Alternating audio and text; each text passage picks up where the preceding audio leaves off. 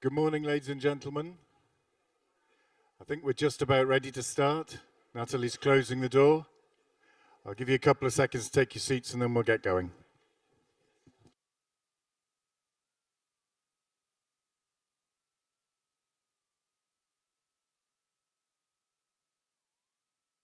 Okay. Good morning, everybody, and welcome to the second day of the Flight Dispatchers Day. I hope everyone had a good evening yesterday, despite the weather. I live 10 minutes drive away and it took me nearly an hour and a half, but I'm a trooper and I made it in this morning as well. Couple of practical things then. You can see on the screen there when we do finish up later on how to get to the airport. It's a little bit of a walk, but seeing as you've been sat down all day, you'll probably welcome that. Walk up along our EUROCONTROL driveway to the Rue de la Fusée, the road, and then it's a right turn and the bus stop at Bourget, which is pretty much directly opposite the NATO building. I think most of you will be familiar with it. If you need any further instructions, we can do that. Contact payment available on the bus, and it's bus number 12 will take you directly to the airport. Okay, the next thing I want to do is, yesterday, of course, we messed up the video. That was grinding my gears all night last night, so I want to rectify that. So let's have the safety video now, please. Andy? Welcome to EUROCONTROL. 3 things you need for a safe stay with us. We have one number for all emergencies. Call 99000 on any internal phone or 02 729 9000 if you use another telephone. If we need to evacuate, please follow the green exit signs and go to your designated assembly area outside. If you need medical assistance, our medical service is just next to the conference area. Thanks, and have a productive and safe meeting. Wow. So I think that's the first time that video has ever been applauded, but I'm so glad we actually got it done. So good stuff. Thank you. Okay, so let's go quickly through a quick recap of yesterday, and then there'll be a couple of agenda items I want to talk about for today, and then we'll introduce our first presenter. So yesterday, it was all about the network manager and our network management staff who gave us various presentations on, first of all, on the main tool, the NMP flight tool. Thank you to Andy for that, both at the beginning and the end of the day, went through that. Obviously, the presentation at the end of the day is a little bit rushed, so Andy's available for any other clarifications, and all of our staff in the lobby there will help there. We did some overview of our pre-tactical planning, which I think is useful to you for the day before operations and the strategic planning up until that point. There's some interesting suggestions there, and I think we also made the point about how we are going to digitalize that, because at the moment it is just a PDF document, which is not convenient for many people these days. The other point that Andy was talking about, there was a lot of questions about token management, a lot of suggestions and issues related to the number of people that can connect, and et cetera, et cetera. So that is something that we've taken note of as part of our development for our new system. I think that's something that we are looking at anyway, but your suggestion's extremely useful there. We then went on to, once the flight plan is filed, what happens if it's rejected? How can you revalidate a route and such like? Andrea gave us a good demonstration on that. We then went with, after lunch we were talking, the second demonstration, should I say. Nevena went through what happens with, because of the dynamic network, you can get delay, you may want to reroute, etc., some of the stuff there. Nicola gave us a demonstration on the eHelp desk. Lots of questions there, I noted, and I also noted there were some concerns, and I've heard also since that some feedback from last night, that some concerns over the manning of our help desk. What I'd like to just emphasizes that at quiet times there's one person on there. At busy times during the summer there are 2 people on there all the time, but we also spread the love around the room so that there are other people operating on that help desk during the very, very busy period. So you can have up to 5 or 6 people answering messages on the e-help desk. I checked the statistics before I came in here. The average answering time is 90 seconds during the summer, and over the whole year it's 81 seconds. Now, it's not perfect, but I think compared to many call centers and such like, I think it's not too bad. Having said that, we note the concern. We will look into it and see how we can improve that service where we can. Okay, so Boris gave us some stuff on flight efficiency opportunities and how we can give you more interesting routings and possibilities, again, based on the dynamicity of the system. And then Andy finished up with as I said before, looking again at the tools that we use for in the NMP flight, sorry. So, we also noted, and one of the other things that I think I said to a few people after the event yesterday, one of my concerns would be that we wouldn't, it's sometimes difficult in a room like this to get the real interaction going. That did not happen in this group. There was some really good questions. We got a bit overwhelmed with the questions. I have a big bunch of questions here on the paper. I'm not going to go through them now, by the way. Although I have looked up some of the answers for you, and we still have all of the expertise in the room. So we have a session later on. We will address these questions, but please do not hesitate after each of the sessions today to either ask verbally or to use the QR code again to put your question in there. If we don't get time to address it today, we will come back to you. So please try and put your organization in there so that we know who to contact, but we will look at getting a better way of contacting, making sure that all of those questions are answered, and similarly with suggestions. Please make those suggestions because they really do help us keep on point with what is actually required from you guys. Okay, so that was yesterday. Let's move on to today. Today is your own colleagues, your colleagues from the aircraft operator community, thank you. We've had to do a couple of slight adjustments to the agenda because our colleague from Swiss has had his flight cancelled, unfortunately. So what we will do is, the morning stands as it is on the paper. Martin will talk about slot swapping very shortly, and then Sebastian from FedEx will do his ACDM demonstration. Then we have the lunch break. We have a slightly longer lunch break today to allow a little bit more networking, a little bit more chance for you to question our staff and to look at the tools that we have out there. So 11:45 to 13:15.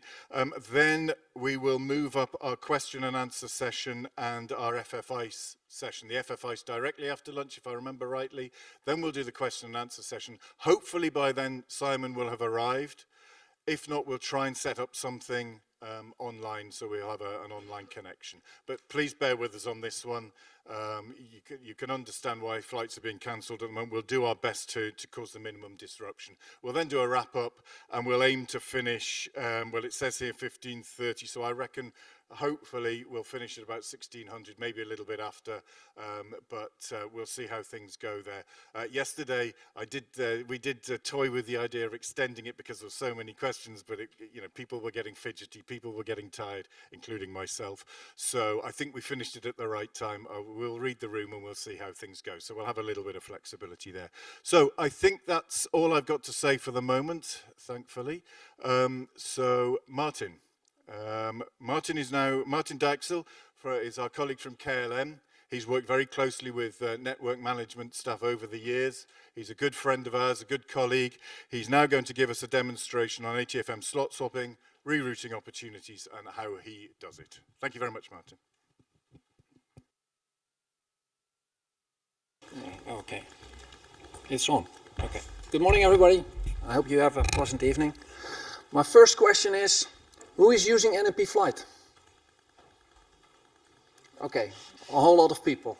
I know that some major airlines still use CHMI, not Portal, and not using NMP flight. out of my perspective, NFP flight is the future. So the sooner you jump in, the better you can go with the future instead of jumping in later in time and are surprised with all the new features there. And when you use it, you can go with the flow or with the environment of this tool. This is a setup. I am a group of 6 together with my colleague Rob. We have a dedicated ATC desk, as we call it, so we're not doing flight planning or dispatching major. We have to do it 3 times a month. So we're doing dispatch duties, and beside that, we are looking at our KLM and also the Delta network at Europe. This is the setup we made. It is you can create it yourself. It's slightly different than Andy showed you. I think for us it works. Over here you see the flight numbers. You're all familiar with it, and you see the delay. At the end, we created a special swap column. Well, the swap column can be adjusted. Hold on. I have to.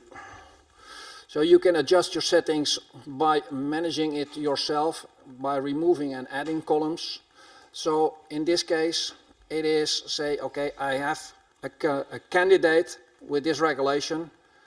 You can do the slot swap and you see the counterparts. So in this case, the KLM 565 has 28 minutes. If I want to improve this flight, you see the counterparts will receive worse slot time, and in this case you also can see what the new delay will be and what the new delay for the other party will be. So in this case, if I say, okay, I can delay my Munich flight because the priority for this 565 is present, I make a slot swap request, and you also saw in a glance that you can do 3 swaps per flight each time. So there's a maximum of 3, and at the end you also see that on this part that you already swapped a flight once. The eHelp desk status, I think it's very handy. Then you can see you submitted it, and when the eHelp desk has responded on this one, you can also see that it is responded.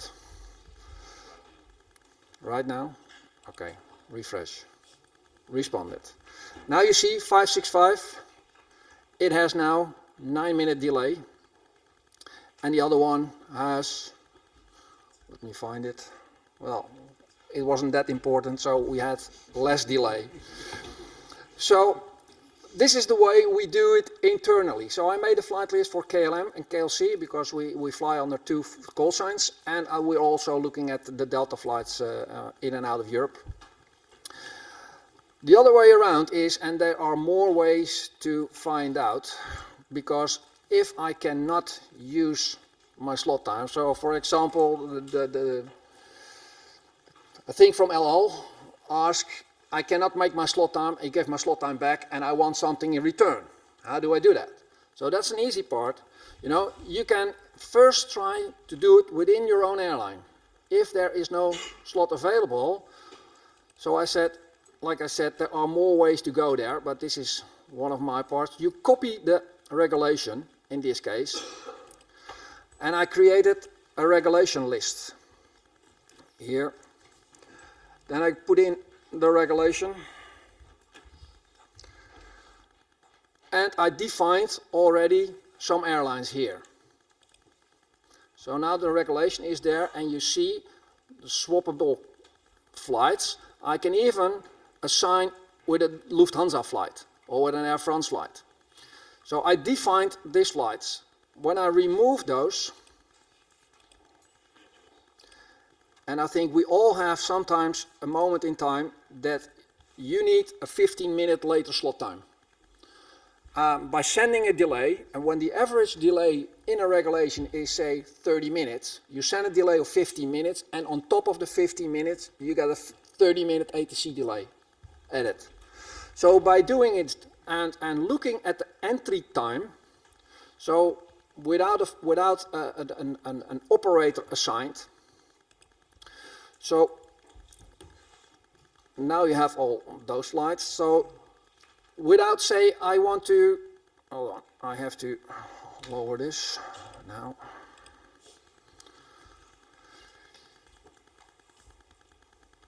So now you see there is no candidate assigned because I didn't assign an airline. So say I want to have the KLM 12 Papa. I want to have a worse slot time for that one. Now I can, and if it's 15 or 20 minutes later, when looking at the entry time, you go 9:46 plus 20, you go to 10:06, so around this area. Say I got this candidate, it's from Basel, no, it's from Bouget to Amsterdam. Now you put in the KLM and Victor Lima Juliet. Okay, query. If I go now to the 12 Papa, and you see, because I don't have any minute delay, and I could have extended to 20 minutes, but the counterpart should have more delay or to gain the 20 minutes. So basically, the people from Turkey, when you say, okay, I have my flight list, Turkish flight list, and I want to swap with Pegasus, you make the two call signs, and you got your candidates. Sorry? No. No, it is. I think the time window is too narrow. Just ask a question on this part. Yes? Assuming yesterday I also mentioned, assuming that we agreed with the Turkish Airlines to swap the slot, how are we going to inform, or are we going to do here? Well, or? if you swap with other airlines, one of the rules is that you need to have contact with the other airline. So out of my perspective, you know, you call the other airline, so I think this is a good opportunity to exchange 24/7 telephone numbers with each other if you want to have possibilities with each other to swap. Out of my perspective, you can swap with everybody you want based on your needs. The only part is you need to have contact. And the initiator of the slot swap must then be the one who penalizes itself. So if you want to swap with us and you have a technical issue and you go into the flight list and you see a KLM flight, because Turkish is also flying into Amsterdam, you need a 15 or 20 minutes later slot time because of a tech issue or passenger issue, you can contact us, you know, and we both agree, and you do the initiative by requesting a slot swap. So when you penalize yourself, NM will never complain. But when you improve your slot time yourself, you know, the other party may say, what's happening with my slot time? And you can see in the ops log that somebody requested a slot swap, and even through the e-help desk you can find out who did it. So then you can complain, and if the complaints are enough, you might lose your slot swap opportunities.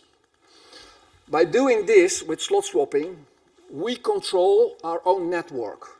And basically we did, it was the second best year as from 2003, because I collect, or 2030, sorry, I collect on a yearly basis, I collect the amount of slot swaps we do. And we saved with slot swapping in 2023 about 4 million euros. So it's worth trying, you know, instead of sending a delay or requesting an extension, you can look into your own airline. Can I extend one flight and improve another flight? So you've doubled the gain. Any questions? Just, Martin, have you finished the demonstration now then? I think I can do more slot swaps, but the basic is roughly the same. You do an opportunity as well. Yeah, that's my next part. That's my next part. So what I suggest then, because there will be a lot of questions, but what I suggest is you do your rerouting part, your opportunities part, Okay. and then we'll take everything together, if that's okay. Okay. Okay, cool. Now you see I have an orange and a red alert. I'll have to.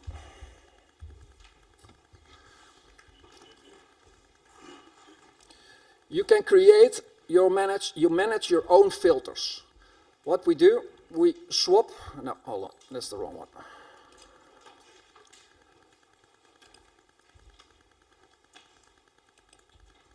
What is it?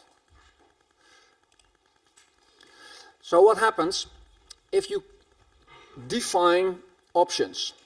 In this case, we have the opportunity, so it's a copy from your complete flight list, but we put it on top. In this case, you see here, it's a positioning flight from Leto, that's a Spanish part, back to Amsterdam. The route that was filed, it's roughly the same as Boris told yesterday. The route was filed, in this case, like this, and the alternatives are already here.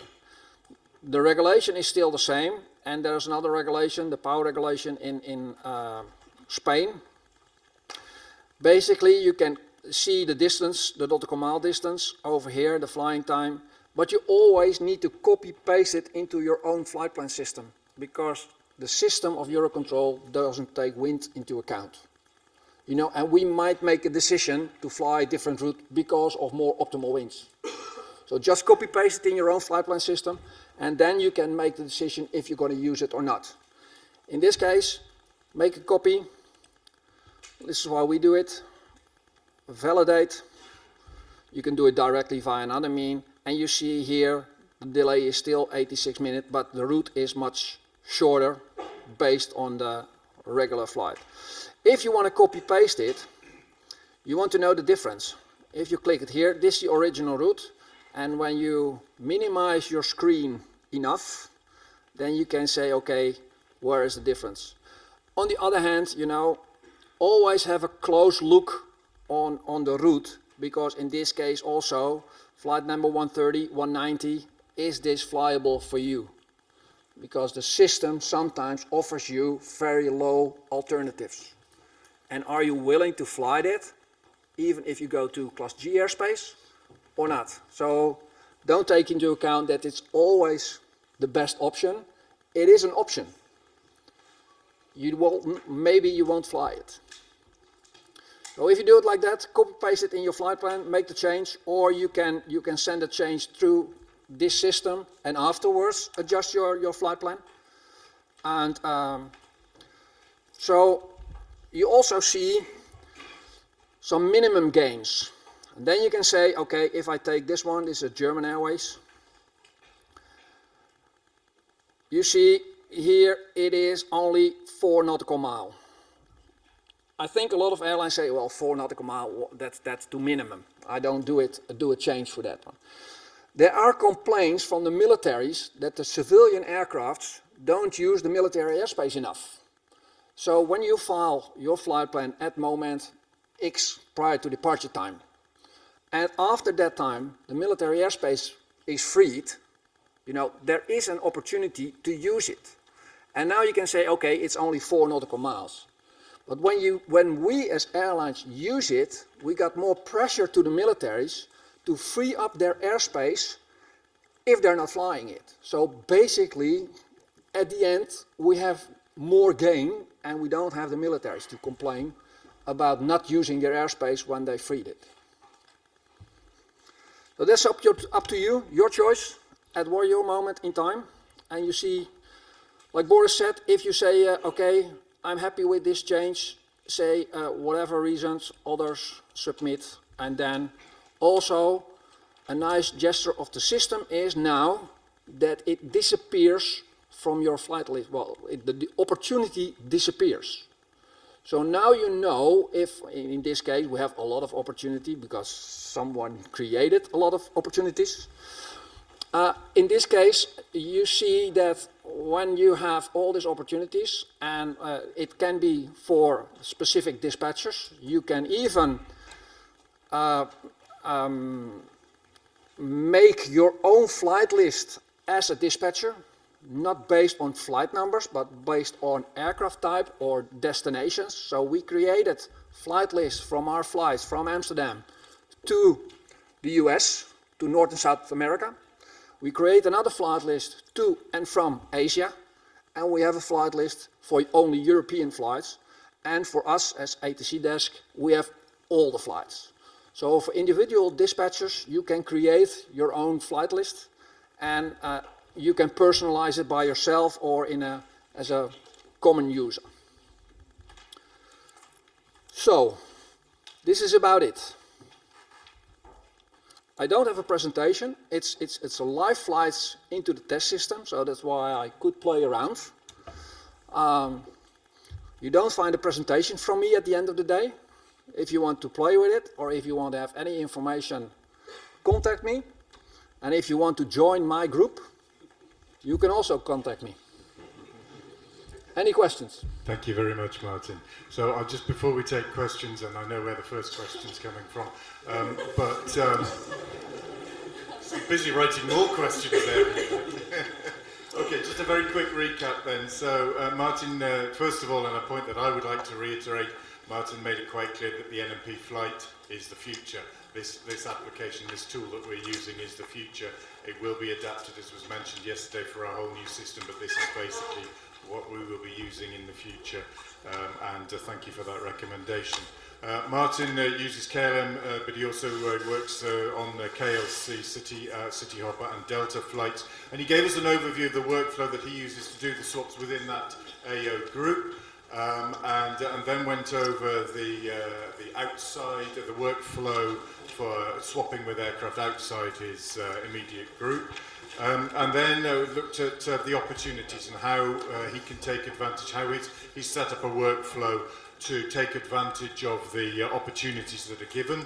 Interesting point made there about the military, in as much as, yes, they may only be offering a 4-minute or whatever improvement, a 4-mile improvement, but it does encourage use of the military to release airspace in the longer term. Interesting point there. And also made an overview of his flexible flight lists, if you like, so you can construct several flight lists for your specific needs per dispatcher, etc. So thank you very much for that, Martin. I know there'll be some questions, and I know our colleague here from Sun Express has the first one, so please, if you'd like to ask a question. Thank you. Ersin from Sun Express Airlines, from Turkey, to who couldn't remember. Question about the C30 swaps between the different airlines. How about instead of contacting with the other airlines to try to swap the C30s, to make these requests on the system, and the system can provide this request to the related airline, so they can accept or reject it in the system? Well, no, it's not there yet. So basically, you need to make a phone call with the other airline, and just to reduce the workload and time waste. Okay, well, that will be a new feature. So, and you will take it on board. So that part. So it's easier, like a chat function through this system, that you get a pop-up for a specific request for your airline. Yeah. Thanks. And the second question?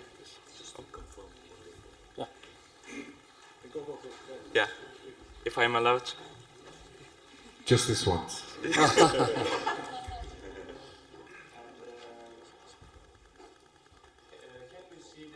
Can you put your microphone on, please?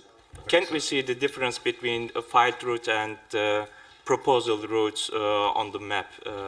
Which you tried to show us, but you said to see the difference between, you should minimize the screen to see the difference, but can't we see it on the map? So what you see here, the blue one is the filed one, and the green one is the alternative. Yeah.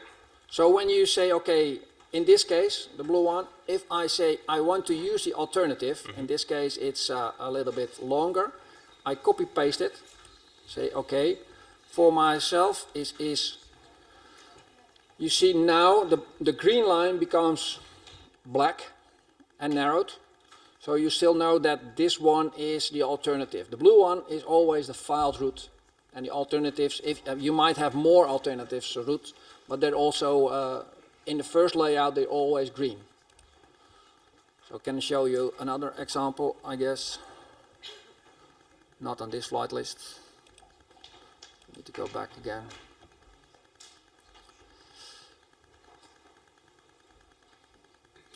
So I think this is a nice one.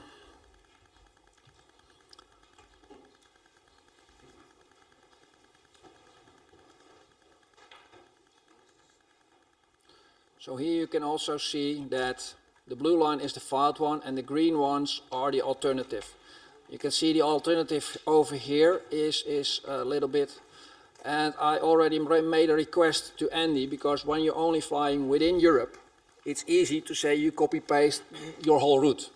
When you have much longer flight, out of area flights, you need to go into depth. So where is the difference between my route? Where is my merging point on the total route? So I made a request that, I don't know, it is feasible in the near future, but when you have this opportunity and you say, okay, validate or whatever, that the difference between the two routes becomes another color.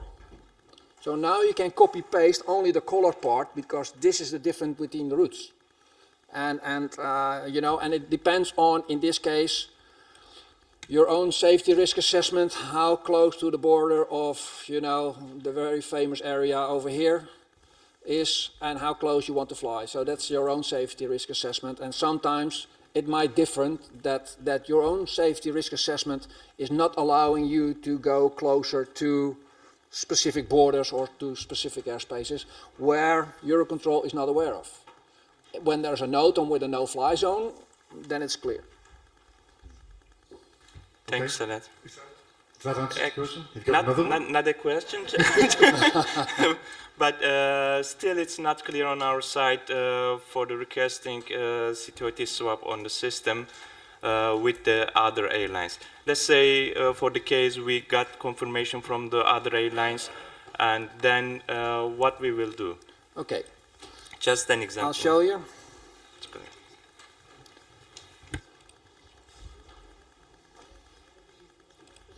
I have to go back because this is not a valid regulation anymore. We go into a Frankfurt regulation.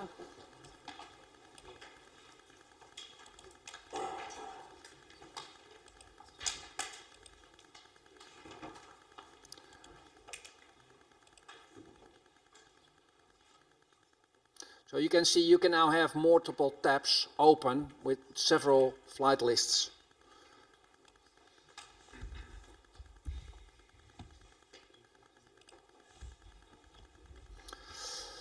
Okay, let me see. When I want to swap a KLM flight, because I'm penalizing myself, and I see here Lufthansa flight. So now I say, okay, I want to delay my flight. I guess it is possible, I hope. Yes. So I want to delay my flight. I will contact Brussels Airlines, or Lufthansa in this case, and say, okay, in this case, can you have a 10 minutes better slot time, because you see the new delay and the old delay. You see the difference here of 10 minutes. So I can contact Lufthansa, said, can you have 10 minutes improvement? When they acknowledge, I'll go, as penalizing myself, I'm going to Eurocontrol through the slot swap system, and they say, okay, slot swap, send request. That's it. There's no confirmation required. It's easy. Okay. Thank you. Thank you very much, Thanks, Martin. I know Slavi would like to make a quick comment on some of the things that were said there. Just to avoid confusion, you heard Martin saying always the entry time. So in fact, we're swapping the time over the problem. We're not swapping exactly the takeoff times. It goes back to the takeoff time, but we have to understand that sometimes you cannot give minus time. You cannot go in the past. So that's why he many times said that it's entry time. So you have to remember this. Yeah. And the other point is that it is based on the most penalizing regulation. So when you have multiple regulations, it might be that your slot swap is refused, because when you have one flight as a single regulation and another flight as a three-dimensional regulation, you create an error in the three-dimensional part. So then the slot time might be refused, and you need to find another candidate. Okay. I've got a couple of questions. A gentleman from Jet House would like to ask a quick question. Yeah, so you advise us that we can contact different OCC to swap our slots, but is there somewhere a directory with all the OCC number we can call? No. Okay, thank you. Not that I'm aware of. I think Eurocontrol has it. So that's why I say, you know, you might have some candidates based on your own operation that you're familiar with, or they are here in the room, and that's why it's an excellent situation now to exchange 24/7 phone numbers to get in contact with. And I guess when you want to know, a lot of airlines put their flight number in their flight plan. So this is one opportunity as well, you know, to retrieve. This was something I was just discussing here because that is the case. I mean, it's not in all plans, but it is in quite a few. So that's and we do have a directory, but it's not part of the service that we provide. So as I think Martin makes a very good point, this is a really good opportunity for. If you want to contact us, we don't provide our flight number in the flight plan. So that's the point. Thank you. Question from Lot. Hi, Martin. Just regarding this flight list, if you could show it, this list with because for me this is a small difference between the NMP and CHMI. All the entry times have the letter A, echo, but this is the calculated entry time, yeah? Yes. Because in CHMI we had always C as the calculated, not estimated. So in this case, this is the calculated, and we can swap exactly those times. Yeah, look at those times to swap them. Okay, is it a good idea to, when we ask for slot swapping between different airlines, to write in this slot swap request, swap accepted or agreed with the other operator? There is a free text, so you can do. If I say I take again this Delta flight, swappable. Just to have the confirmation, you know, okay, that and we did it. To swap it with a KLM flight here, I say okay, slot swap. There's a free text issue here, part here, when you can say okay, agreed with KLM Delta, or the two of us agree, something like that. It's a free text, so you can do if you want to be sure that nobody will reject your request. Okay, thank you. I give some work to Simon. Okay. Any other comments on that particular item? Any other questions in the room at the moment? Did I? Gentleman from Jet House.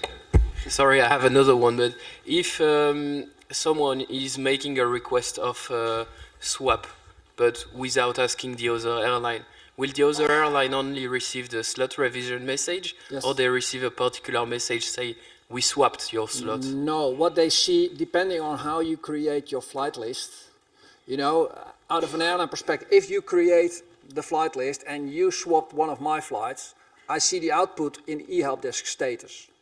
And when you're clever enough to say, hey, I didn't request anything, and then you go into the ops log and somebody did something with your flight, then you can complain by NM, saying, okay, you know, this nice guys, no, it happens once, it will never happen again. And when you do it, when you have often enough claims, they might refuse you for slot swapping. So this is the point why we should have contact with each other. The system works. It's not perfect, but it works. So I don't think it's a major issue. I'm quite happy to be corrected by some of our more operational staff, but my understanding is it's not a major issue. Before we move on to anything else, is there anybody else questions in the room? We've got a couple from the QR codes from yesterday that are relevant, but before that, I just wanted to give anybody else an opportunity while the subject is still hot. I don't see any. Yes, gentlemen. Is there an option from EUROCONTROL to not participate in this slot swapping scheme? Like, for example, if we are not interested, that someone takes our slots or something like that? That's for the guys to answer. Out of my perspective, you know, there's always a human interfering or a human looking into it. Out of my perspective, when the system provides me a slot swap candidate, but because of the three-dimensional issue, it might be that somebody else looks into it. But I guess my friend Slavi will answer for that one. Slavi, can you make a comment? No, the moment we don't have this technical possibility for candidates for swapping. We're not there because normally it's initiated by individual airline because we don't know your operation. Maybe you're happy with the slot because you have late arrival, and in the end you stay there with the delay, and the delay is good for you, for your operations. Sometimes this is what happens, and then we cannot initiate this. So I think for the moment it should stay in the hands of the requested airline. That's it. Maybe in the future we can look further, but you know, perfect data does not exist. Still, you have your own reasons to do something or not to do. We don't know this. And there's one other thing that's why slot swapping can work for you, because when you're leaving a CDM airport and you need to have an extension of your slot time, out of an airline perspective, you don't have when it's not your home base, you can manipulate the TOBT, but you can manipulate the CTOT. So when you say, okay, for whatever reason not known by the ground handler, you can send a delay message. You can ask for a request for an extension, but it will not happen from a CDM airport. So the answer is no. But when you do a slot swap for a flight from a CDM airport, you provide this with a worse CTOT, the system automatically generates the later departure time. So you don't have to contact the ground handler to ask for an adjustment of the TOBT. Perhaps doors are closed, ground handler is gone, a tech issue comes up, your crew is calling the OCC, said, well, this is my issue, can I have an assistance? Okay, you need to adjust your TOBT. Yes, ground handler is gone, I don't have any contact with him anymore. So this is a way of, instead of receiving a cancelled DPI, so the flight is suspended, and then you have to activate it again, get a much worse slot than you require, is one option to do it with slot swapping. Okay, thank you. Any other questions in the room at the moment? Got a little bit of time before the next demonstration, if anybody wants to ask anything now. Chris, there were a couple of questions from yesterday, which I think may be relevant here. Could you possibly... Yeah, there's a number of questions around the subject of late file or late updaters. So along the lines of when taking advantage of a rerouting opportunity, does this class you as a late filer? And given that NM are going down the road, we'd all like to go down the road of dynamic airspace and taking advantage of these things. Is late updater actually worth anything anymore? So it's a question about the late updater, and are you penalised by taking advantage within that 2-hour window? Are you asking me? Mm-hmm. Because I didn't actually hear the question, so for that I apologise. Would you mind, Simon, are you able to? Yeah. Thank you. Well, first start simple. Late filer is when you are filing your flight plan less than 3 hours before your off-blocks time. Okay. Late updater is when you change something in your flight plan that changes your routing less than 2 hours before off-blocks time. So then you are a late updater. Now, this will have an effect. If you change something, then the flight profile will be recalculated, and that can result in getting a worse delay. However, in our system, we have the so-called pending slots. These are slots which have been made available specifically for late updaters. So you can have the luck, so you can be lucky, that you're late updater, but still get the slot you're looking for because of that pending slot. Now, in the case of the reroutings, which was actually the subject of this question, you have the possibility to book your slot in the flight management tool. In that case, you are not considered a late updater because you are actually taking that booked slot, as long as you reply within 30 minutes. Is that clear enough? Thank you, Simon. I think that is clear. Any follow-up comment on that one? Because I do understand that late updaters can be a bit of a hot potato issue sometimes, but I think nothing at the moment. Okay, Chris. Yep, there's another question. What is the difference between send, change and apply reroute when it comes to rerouting a flight, and what does the apply reroute do? Simon? The apply reroute is the fact that I just explained the booked slot. If you do an apply reroute, you're actually directly changing your flight in the system without canceling and refiling. So that is actually the preferred option because you will get directly your slot. You don't need to cancel and refile. Okay. We've still got a couple more minutes if we've got any more questions on that particular subject. Our gentleman from Turkey. Thank you. And Simon, how many minutes before we can book the slot? Before departure? Excuse me. As long as the system gives you the opportunity to refile, that is how long it will take. Thank you. I don't know the parameter out of my head, but I think it's around 20 minutes before CTOT, or even 45 minutes before CTOT. Don't shoot me on that, then it's not possible anymore. But in your flight list, you have the so-called alpha column, and that will indicate if your flight can be rerouted. Sorry, the whiskey column in the flight list, with an alpha in there, indicates that you can reroute your flight. Okay, thank you. I think we've probably got time for one more, if there is anything else, Chris.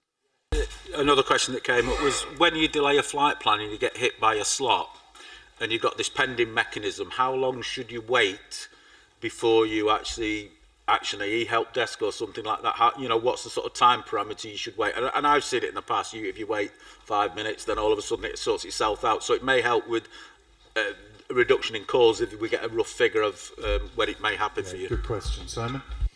Yeah, you cannot give a real answer on that. It depends on so many factors in the system itself. I cannot give an answer on that, no. I think that's a fair point. It is a bit of an art because, of course, the busier the network is in terms of regulations. What I would say is that the revision process, I think it was mentioned yesterday, the true revision process, the revision process that is internally working, that algorithm has been improved over the years. So it is much better now than it was in terms of looking for improvements. But yes, I would certainly give it a couple of minutes, 5 minutes, whatever. But I mean, those are just they're not rules set in stone, should I say? Any comments on that or anything else that's been discussed so far? Chris. Just to mention that the true revision process takes place every minute. Okay, so every minute the system goes through all the regulations and tries to improve those flights. Thank you, Sam. Good point. Andy, you were pointing at me, or were you pointing at somebody else? Somebody else could... gentleman in the front. Yes, please. Well, Bora from Sun Express Airlines again. And when we are using the flight management panel at the flight list,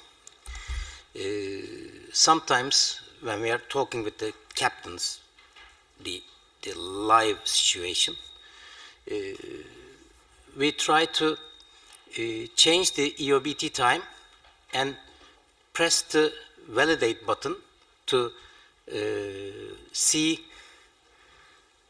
what slot can we get with that EOBT.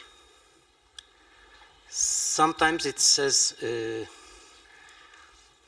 50 minutes later, it says 65 minutes later, huge amounts. Then when I just delay the flight plan, as I previously looked for the validate screen of the flight management system, suddenly the real slot time is just 15 minutes. There will be, you know, set some unreliability between the pressing the validate button and see the coming slot and the real came slot. And how can we prevent that? Because as a dispatcher, I should, you know, trust the EUROCONTROL system to get that slot, or at least 1 or 2 minutes near. Thank you.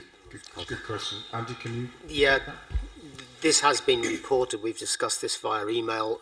We found a software bug in the system, which was showing the wrong proposed or estimated CTOT. Of course, there's always a very slight chance that something's changed between clicking the button and sending a delay, but that was not the case. This was quite significant difference, and it's been fixed, and we're looking to deploy that fix into operations. And just back on the previous point, with the whiskey column that Simon mentioned, if you, in NMP flight, in the column list, it's called reroutable.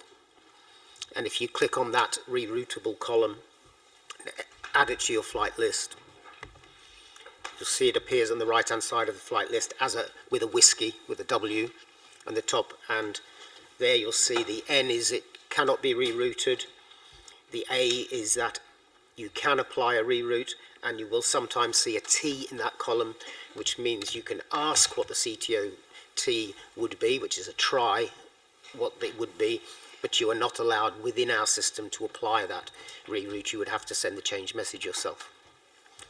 Thanks. Sandy, I think that was quite clear. So yes, thank you. There was a bug in the system that's been addressed, but obviously there is dynamicity in the system, so there may sometimes be a slight difference. But obviously this one was a very specific case. Thanks for that, Andy, and thank you also for demonstrating the column that Simon was talking about. Anything else in the room at the moment? Because I think yes, gentleman behind me, yes, please. Hi, I'm from Air Arabia.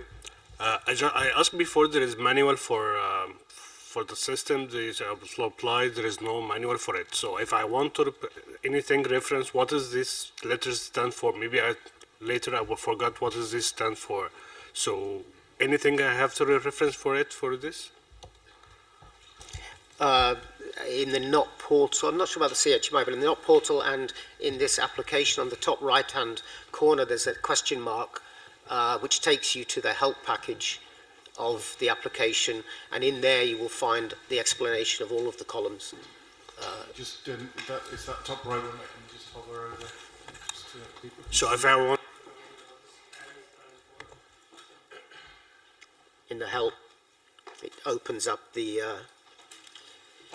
full help package, and there's a glossary there, and it has all of the information there. Is that okay, sir? Okay, thank you. Good stuff. Thanks, Andy. Anything else in the room at the moment? Okay, I think not. There's still a few questions. Oh, sorry, Mr. Sun Express. Question, not question, but just a suggestion about the note column in the flight list. As the slot swap request issue, it's I assume that it's good to have to add the note for the other airlines as well. As I know from yesterday explanations from your side, it's only available for your own operator. But for the other operators as well, what I lived before, for some case, just imagine I'm operating in Antalya in Turkey. So if we had an issue, might be military or something else, suddenly came up, but there are other airlines flights to Antalya or to Turkey which might be affected. So I can inform them as well, maybe in a short time, earlier than the authority, because as you know, the NOTAM publishing issue can take some times by the authority. You call us. Basically, we will transmit this information via the NOT portal, where yesterday it was actually shown that there is a headline news where you could subscribe. So all people that subscribe for that information will receive immediately notification before any NOTAM. So we can say message like, be advised, reported by another airline, and this happening at that airport or vicinity. So from us, we're going to distribute the information. also might be a suggestion of the reroute cases. You always do this to operators. It's really appreciated, but it's also can decrease your workload as well.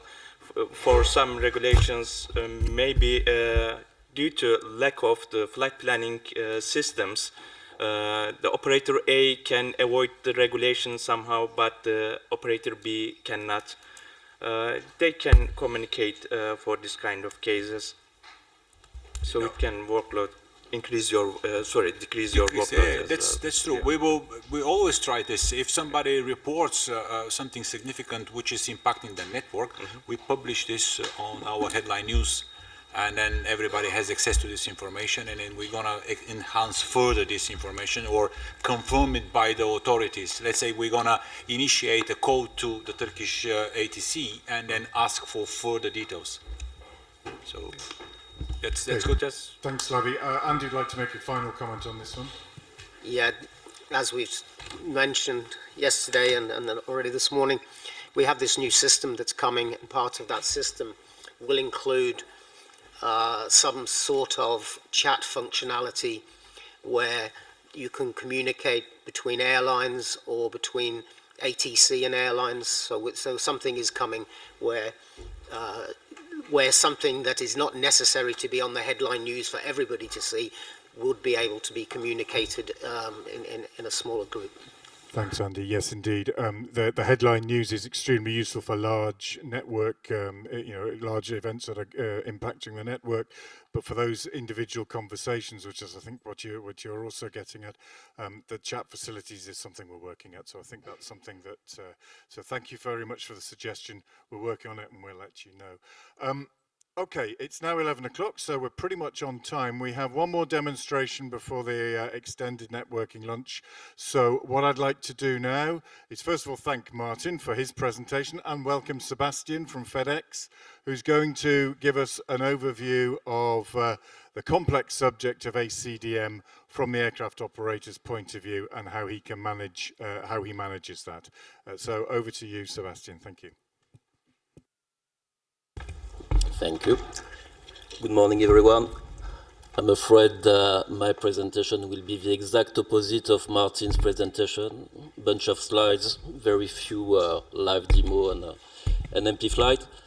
Few words on me. I'm ATM specialist reporting to the Air Traffic Ops department of FedEx in Memphis, but based in Europe at CDG, which is the biggest hub of FedEx in Europe, actually.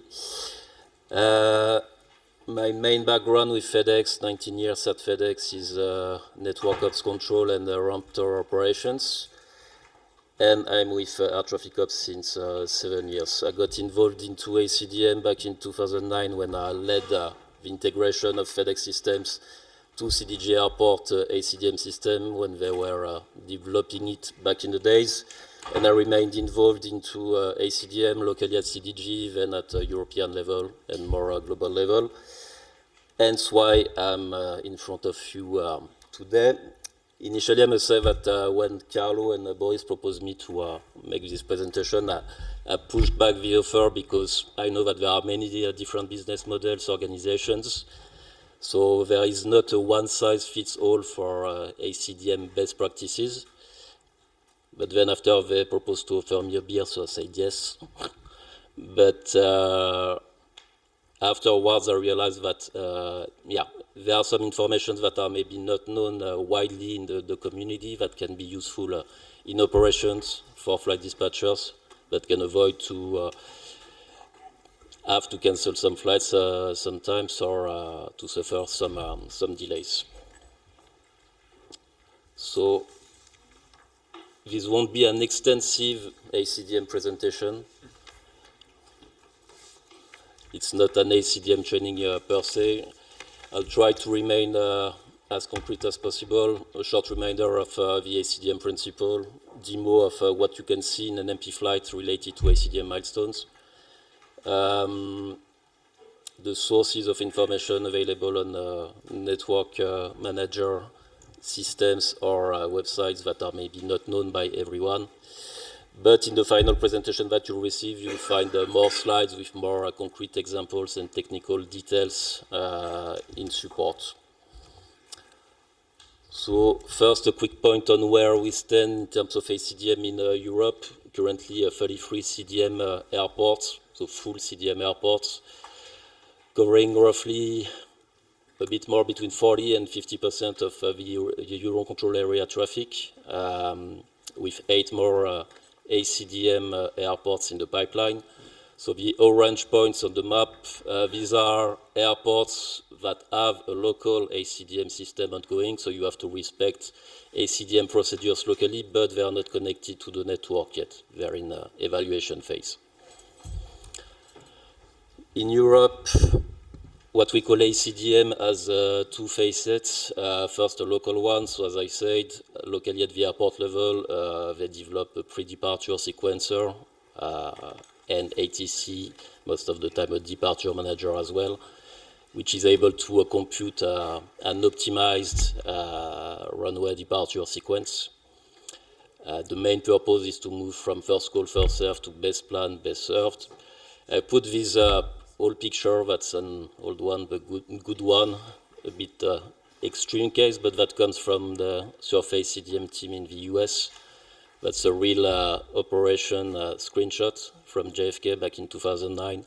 Around 50 aircraft queuing because everyone departed when ready. You want to be in the queue as early as possible. You focus on D0, except that ATC cannot deliver at the runway.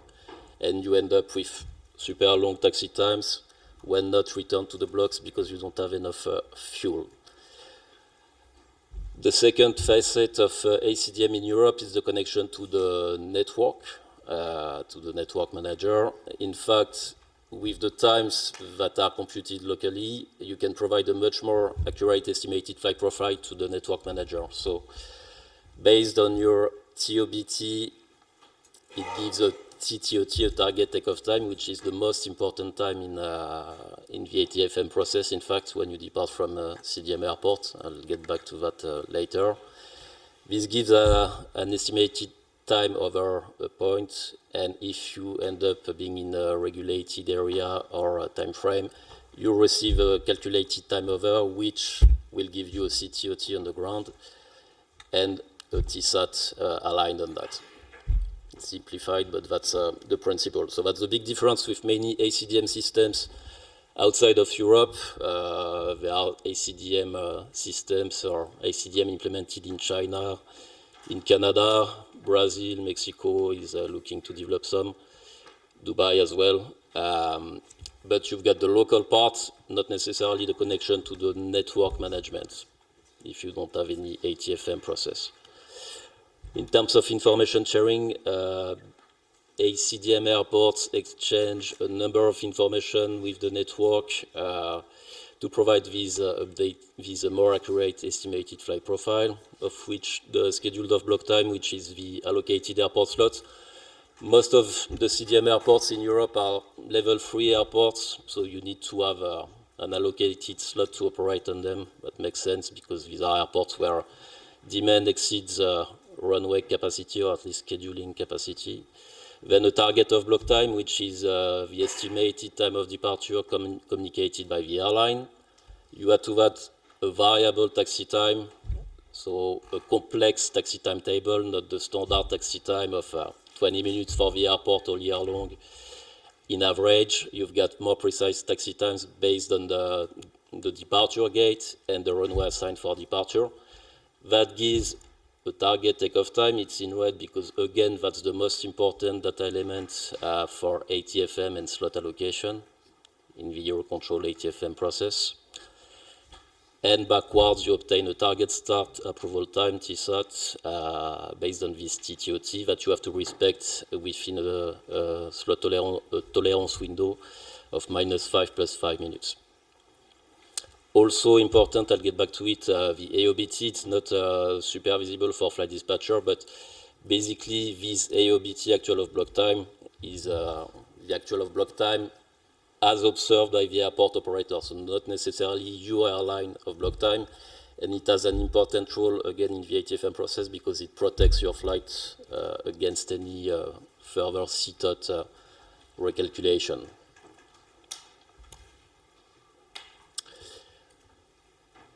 How does it work?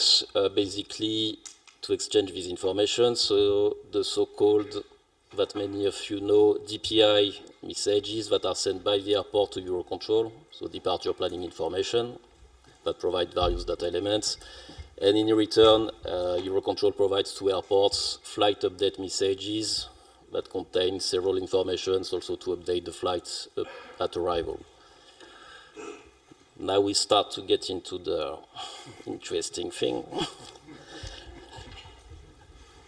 I'll take some time on that, but not too long, and after that we'll switch to NMP flights. But that comes from EUROCONTROL, so that's the basic principle of ACDM in Europe, the milestones approach. 16 main milestones, but there are more than that, in fact, behind the scene.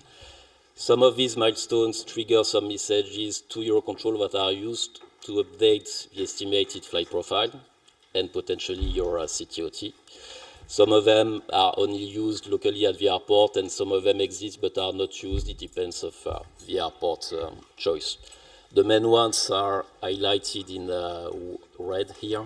So it starts at EOBT minus 3 hours, where the flight is ATC activated. In this case, the airport will send what we call an early DPI message that already provides the first kind of TTOT to EUROCONTROL based on the SOBT combined with the flight number, the aircraft registration. Then at EOBT minus 2 hours, which is, as a reminder, the slot issue time for EUROCONTRol, another message is sent a little bit more precise because this time in the target DPI T message for target, the TTOT provided to EUROCONTROL is based on the TOBT, so the estimated time of departure of the airline or of the airport, because the first TOBT can be an automated TOBT automatically calculated by the airport before you know it. There are other milestones in the ACDM process that concern the arrival flights, but that are also used potentially to update the TTOT. So the actual takeoff time from the outstation. It starts to be used to already update a first so-called turnaround TOBT. So basically, the destination airport will already use this time to add to the estimated landing time the estimated taxi-in time here, which is also variable based on the runway and assigned gates. Then they will add a minimum turnaround time based on the aircraft type, and that gives already to them a TOBT. And they use that to potentially already send a TOBT, DPIT update to NM, which may already serve to update the CTOT before you have touched to anything on your end. Then this estimated time is updated when you've got some radar updates at final approach, at landing, and once the aircraft is in the block. Milestone 9 here isn't super clear because I think that it's still an old graphic, and as I said, the TOBT updates, in fact, they start as early as EOBT minus 2 hours, whether they're automated or manual updates. At some point, the airport will publish the TSAT locally and send it to EUROCONTROL. So that can be at 2 different times, but that will never be earlier than TOBT minus 40 minutes. And some airports will wait until TSAT minus 10 minutes to send that. That triggers a DPI-S message for a sequence. That means that the flight has a TSAT allocated, taking into account all local constraints. So not only your estimated time of departure plus the taxi time, but also the estimated runway waiting time, potentially the de-icing sequence for remote de-icing pads. Locally, you've got also some other important milestones that are used by ATC and or the airport authority to validate your departure. The actual ready departure time, so that's the ready milestone, that can be updated in ATC systems or in airport systems, depending on the procedure. The startup request, actual start request time, ASRT, when the crew actually contacts flight data or ground to request startup, and the actual start approval time, which is when ATC approves startup. So all these milestones, they are not super visible and not visible at all in NMP flight, but they're important because they are conditions potentially resulting in the flight being locally suspended in the CDM system if you don't respect the local procedure, which can be different depending on the airport. That's another difficulty with ACDM. I'll get back to that. Then important one, milestone 15, the AOBT, so the actual off-block time, again, of the airport, not necessarily of yours, which triggers an ADPI message for ATC, which indicates to EUROCONTROL that your flight is off-block. So the good thing is that you cannot receive any CTOT revision anymore. The problem with that is that, again, it's an airport time. So depending on the airport, most of them, they use MLAT based on modest transponder. But there can be some lag, there can be some errors. So maybe in your systems, you'll see that the flight is off block and you'll think that it's okay, except that for the airport, not necessarily. And that's again something that you can see in an NMP flight to verify that it's actually off block for the airport and EUROCONTROL. Then some dedicated milestones, but that's only locally at the airport related to de-icing. And finally, the takeoff time. So all these milestones, they can be monitored through an NMP flight because some interesting columns and alerts were added.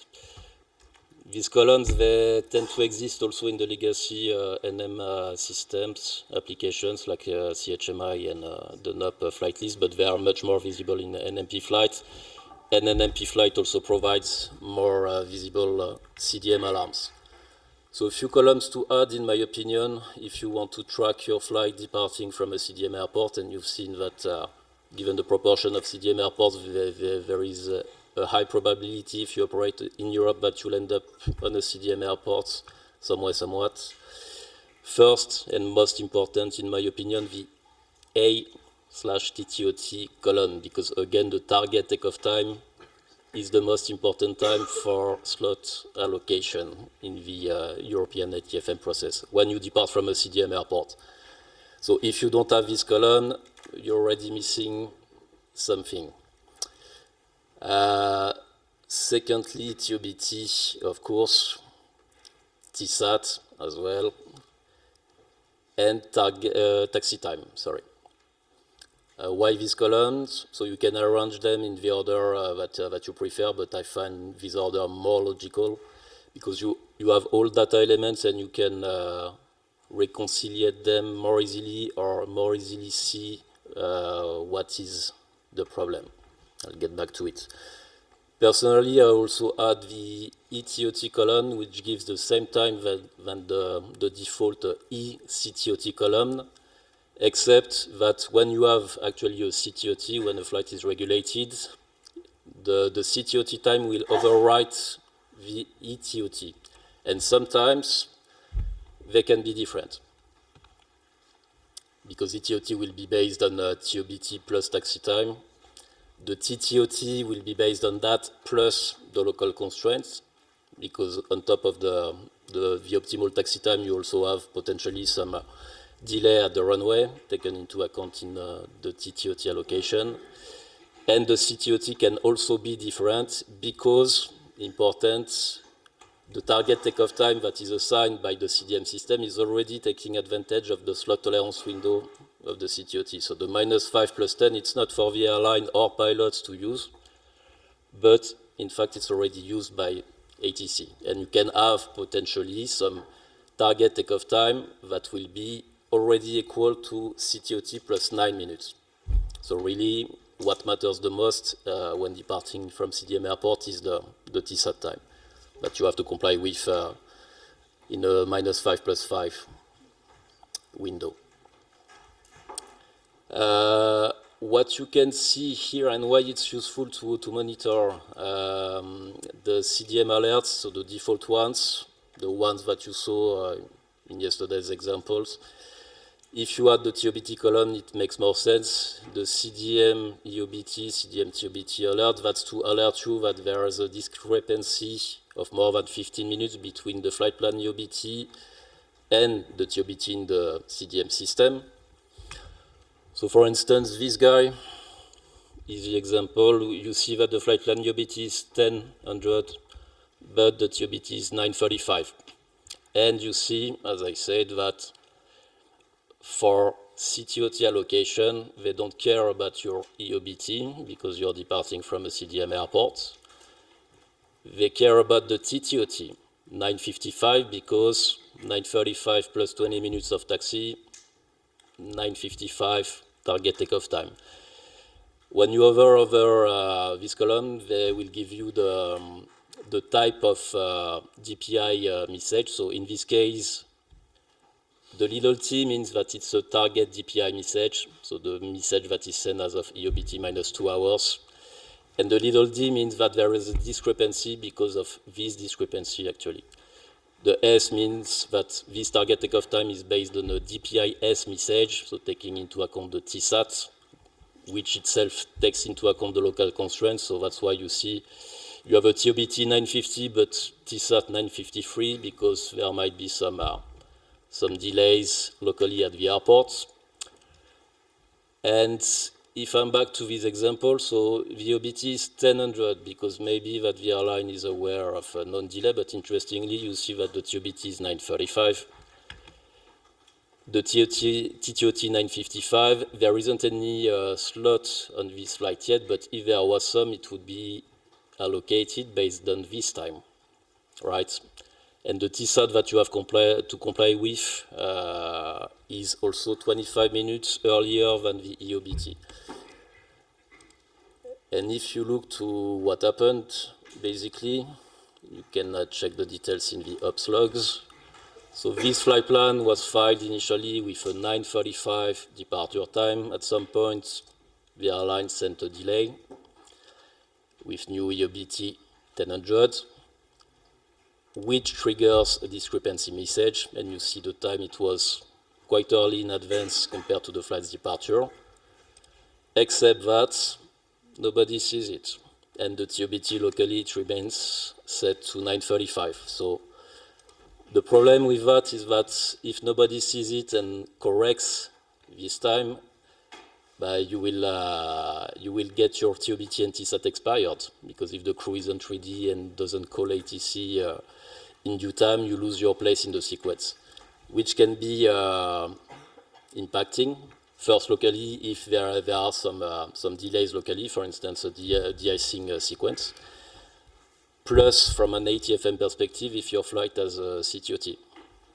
Because basically, when you miss your TOBT TSAT at CDM airports, for most of them, after some point, they will send another type of DPI message that I have not listed on my previous slides, but important one as well, called CDPI for cancel DPI. That basically cancels the CDM process of a flight, and that has the immediate effect to trigger a FLS status on your flight plan. So this kind of thing can be avoided in advance. Another more critical discrepancy to track is the aircraft registration mismatch between the filed flight plan and what the ACDM airport has. So by default, you have this alert already enhanced in NMP flights.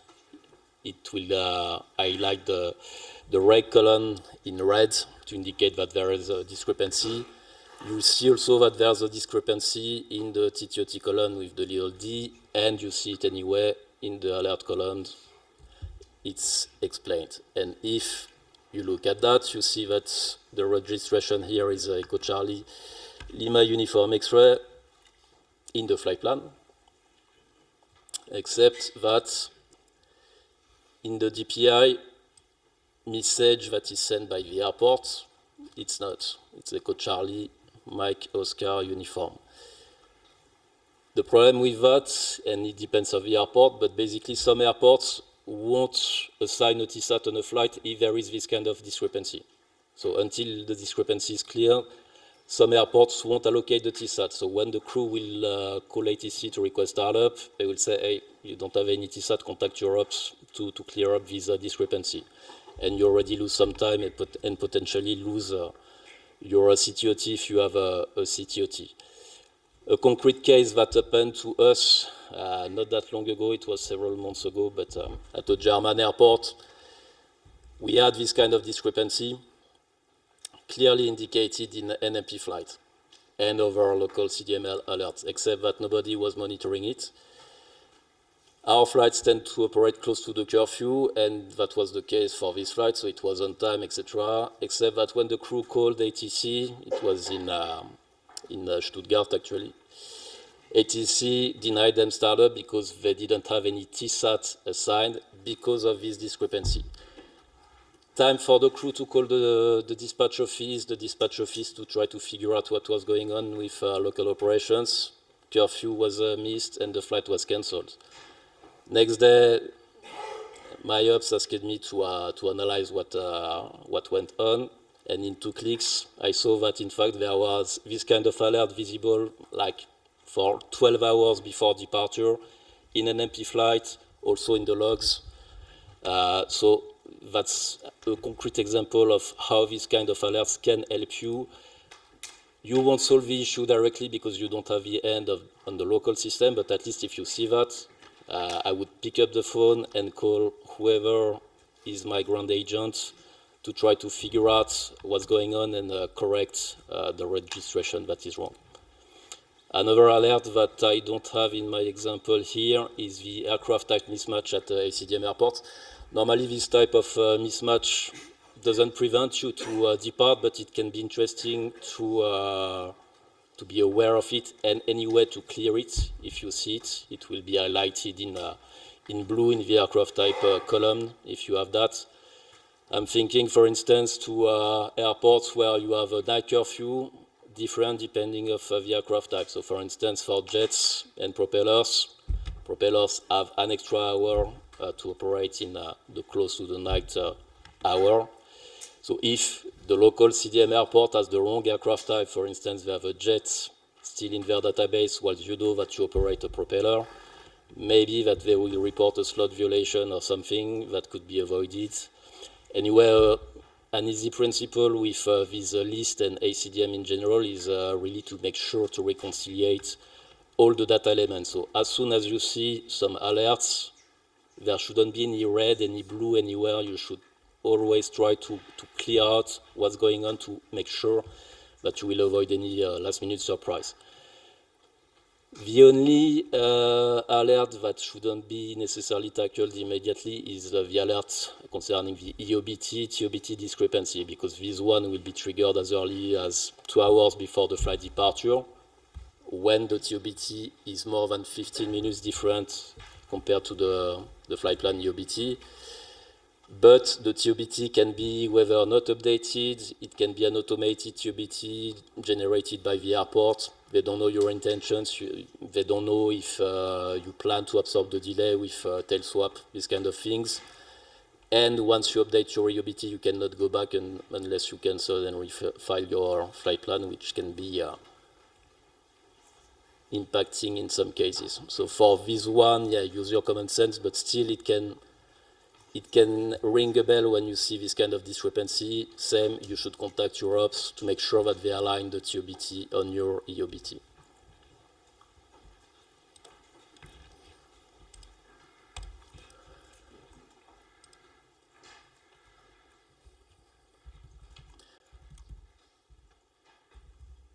Sorry. Back on the theoretical side of things, the main differences in terms of ATFM process when a flight departs from a CDM airport versus a standard airport, basically what you cannot do when your flight departs from a CDM airport. The ready status is triggered differently. At CDM airport, it's triggered automatically. So when the target takeoff time of the DPIS message is earlier than CTOT minus 5 minutes, so earlier than the lower boundary of the slot tolerance window, ETFMS will set the flight to RIA status automatically, normally. Since NM27, to delay the trigger of a RIA status, because before it was as early as TOBT minus 40 minutes, so when the flight was still wide open in some cases, they decided to add a new condition, so now the RIA can be triggered only if the above condition is met and clock time reached TOBT minus 5 minutes. So again, important to be aware of what the TOBT is.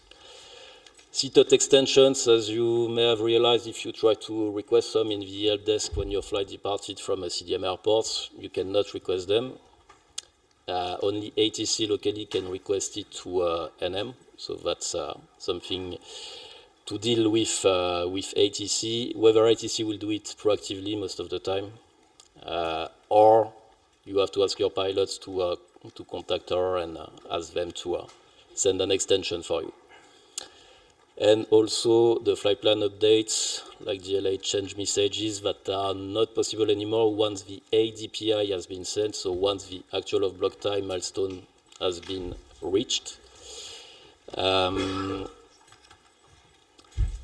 this case, yeah, you won't be able to do any change to your flight plan until the flight is deactivated, that you can ask to the help desk proactively or becomes suspended.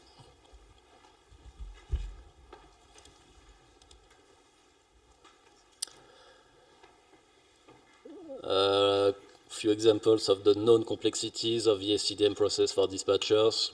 Impossibility to update the TOBT, even though in my opinion it's not necessarily to the dispatcher to update the TOBT, but impossibility for airlines remote OCCs to update the TOBT. There are some airports that will take into account the flight plan UBT updates when they are more than 15 minutes later than the TOBT. Some airports will automatically align the TOBT on the last flight plan UBT, but that's only a minority of airports. The complexity of ACDM procedures and the fact that they are not harmonized within Europe. I won't go through there, but there are many local differences, subtleties remaining in Europe. And the lack of detailed information about these local ACDM procedures available in open source.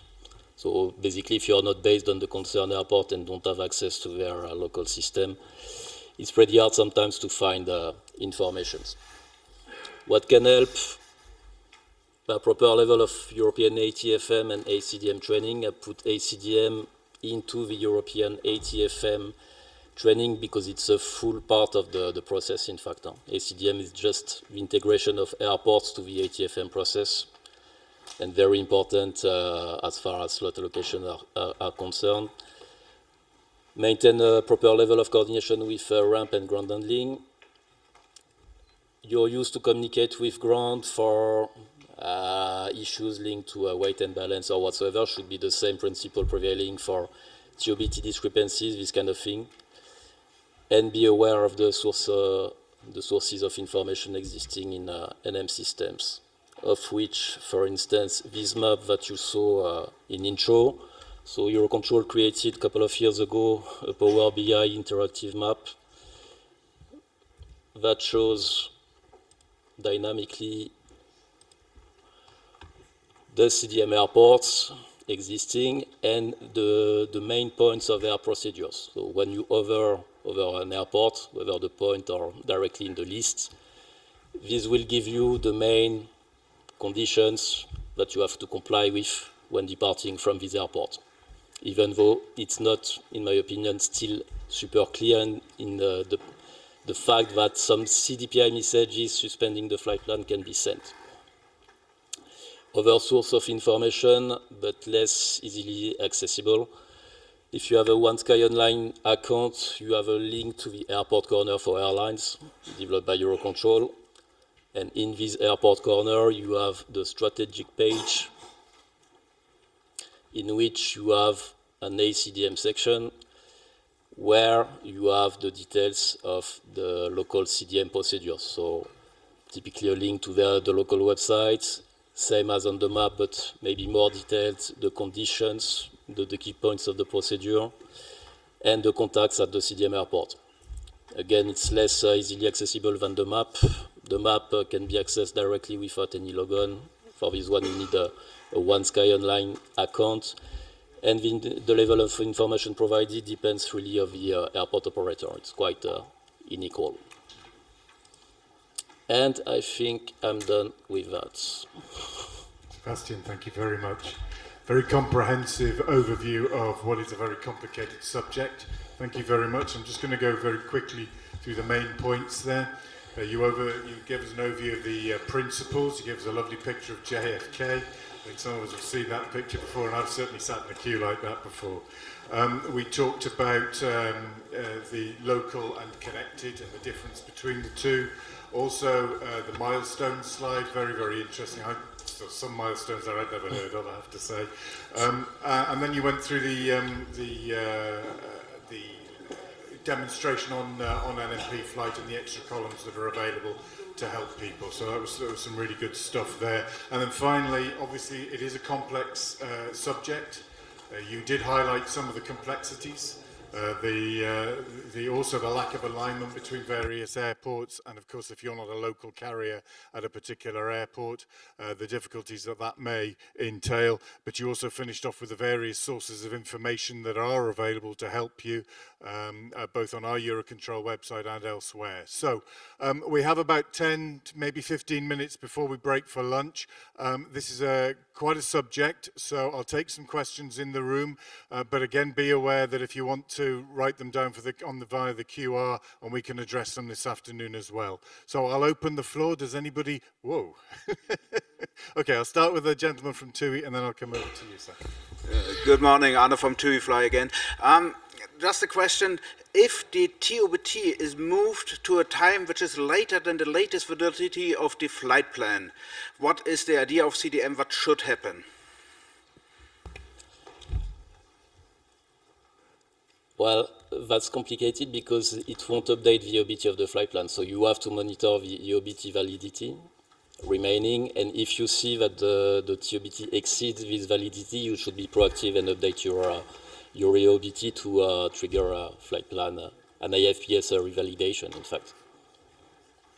Yeah, just we had the issues that a last-minute change in the TOBT was done right behind it, and the clearance was given to invalid flight plans. But on the process itself, there is no counter-check TOBT against validity. There's no place at all for that? No. Or anything in plan for that? Andy, do you want to comment? Yeah, we have a project ongoing to find solutions for TOBT, CTOT updates, which take a flight plan into an invalid status. It's a very difficult subject because how do we tell an airline that when they want to take off at 10:00, we're telling them to take off at 10:30, and there's a problem because they say to us, let us take off on time, and we're okay. So it is a difficult conversation about what we do with an invalid flight plan when it's really not the airline that's done anything to cause it. But it's ongoing. And I didn't mention it, but NM offers also a service that is called the EOBT update service. So if you subscribe to it, whenever the ground ops update the TOBT locally, it will update your flight plan EOBT. So if there is a conflict, you will see it earlier than if you're not subscribed to this service. But yeah, up to you to decide if it's worth it to rely on TOBT updates to update the flight plan. Okay, thank you. Thank you both. Gentleman from EasyJet. Hi, it's Fabio from EasyJet. I have a question about the TSAT. If it is possible to know a predicted or estimated TSAT before we do rerouting. The reason why I'm asking this is it's quite rare, but it did happen that we were rerouting flights out of an airport. We managed to cancel the slot, we filed the flight plan, all good. To then gain a new slot because the local airport put like a horrible TSAT, if it makes sense. So if we knew beforehand, before rerouting, that maybe the way we issue the local airport, we would never done it. But so, yeah, the question is there a way to avoid this?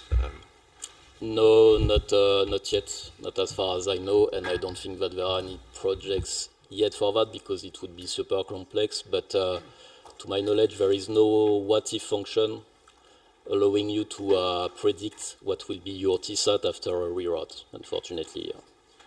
And it's so dynamic. TSAT, they are reevaluated every 30 seconds at the CDM airports and published every minute. So it's like the CTOT reevaluation every minute. It's quite dynamic. There are many factors impacting it locally outside of the flight trajectory. But that's a point maybe to rise for future discussions because there are plans to further integrate airports. So CDM, we are there. There are next steps to further integrate airports to the network. Okay, thank you. We have a question over here. Hi, this is from Platinum Aviation Germany. The question is related to the CDA procedure at most of the airport. I guess, as you have mentioned, that there will not be much possibilities to put a delay on the flight plan or modify the flight plan. We often come across situations where you need to cancel and refile the flight plan, I guess. So under such situations where we already have, let's say, CTOT regulation and a delay, if we cancel and refile the flight plan, we often might land up into, the bottom of the queue of the CTOT of the regulation, and that usually, creates kind of huge delays sometimes. So is there any initiative where we can just avoid this late filing penalties or getting to the bottom of the queue on the CTOT regulation? Thank you. That would be more for to answer, I think. And the answer is no.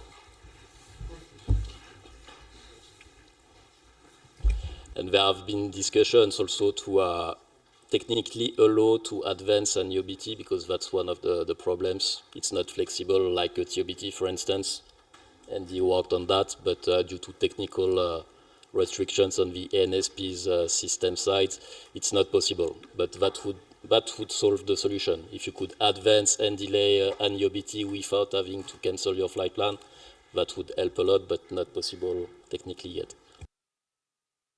Thank you. Okay. Any other questions in the room at the moment? Gentleman from Lot. Yes, that's obvious that each and every ACDM system is as strong as the weakest part of it. And recently, from our perspective, the handling agent part in some of the airports, especially German airports, is very weak. Very weak. And I wonder if from network manager perspective, we have seen on the stands very, very nice, powerful tools to analyze performance of different parts of network manager. Are you able to analyze the CDM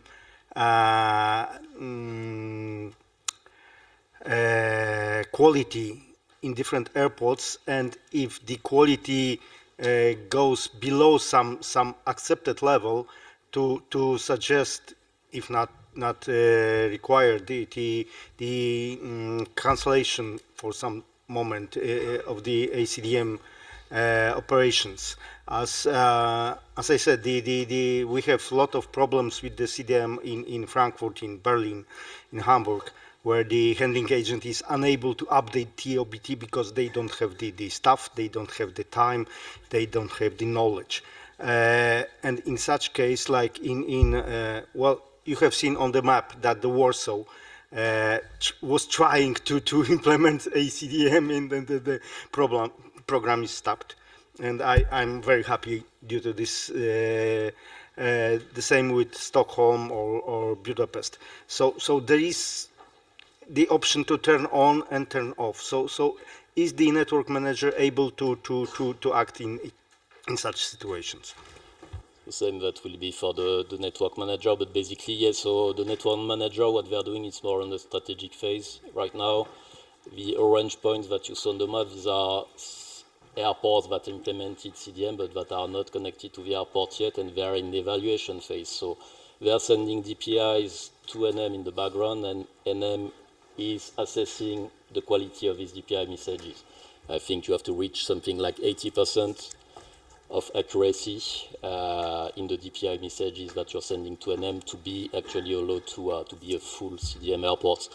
Then you've got the tactical part of operations, and that relies in the airport operator's hands. So it's up to the airport locally to decide if at some point they have to switch the CDM system off because TSATs are going wild because of snow, super severe conditions. Some airports do it very easily. You see it in AIM messages. Airports switch their CDM procedure off back to standard procedure, then they reactivate it. Some other airports are more reluctant to switch off the CDM process because it can be complicated in the recovery phase. Sebastian, thanks. Unfortunately, I didn't hear the question, but I think it is more one for the network manager. We have Joanna and Slavi here as some of our experts, so I can hook you up with them afterwards at the lunch break. But certainly in terms of connecting to our network, there are very strict criteria that have to be met and very strict criteria that have to be maintained once validated, which I think is basically what we were talking about there. And we have had a couple of airports that have connected and then had to disconnect for various reasons, and we work very closely with them to get back onto that. I don't know whether either Joanna or Slav you'd like to make any comments on that, but certainly afterwards we can follow that up. Yeah, I'm Joanna Such. I work in airport integration in the airport unit of the network manager. Main subject is ACDM. So my colleagues here mentioned the fact that before an airport becomes connected, they go through this strict validation that takes several months. Where my colleagues look at the quality of the DPI messages, the information that is transmitted to the DPI messages. They have strict KPI criteria that has to be met, and only once that is achieved, they go into operations. But what is missing at the moment, it hasn't been implemented, is a sort of DPI monitoring, and it is our plan now to implement DPI monitoring for all the ACDM airports. We will start, as we have recently received, or we are in the process of receiving the final approval from the AOT to publish on a monthly basis. We will start with publishing in the monthly NOR TTOT quality, TTOT predictability accuracy criteria for all ACDM airports. So basically there will be a ranking of the ACDM airports depending on the KPI. The KPI is TTOT value at IOBT minus 30. So this is a very simple KPI. We will start monitoring and publishing on a monthly basis in the monthly NOR. So everybody will have the chance to see how each ACDM airport performs in terms of TTOT quality at IOBT minus 30. IOBT is your EOBT, basically, as reference. That's the KPI that we intend to start with, and slowly build upon that to publish more, so to enhance the DPI monitoring, identify the right KPIs in coordination with our stakeholders, because we acknowledge the importance of monitoring, and it's not only us, but the airlines as well, and other stakeholders, including the airports. Again, that's something, it's an ongoing activity that we will focus on this year and in the years to come. Thank you very much, Joanna. Joanna was hiding in the translators booth. I made sure she came down, and I really appreciate her answering the question there.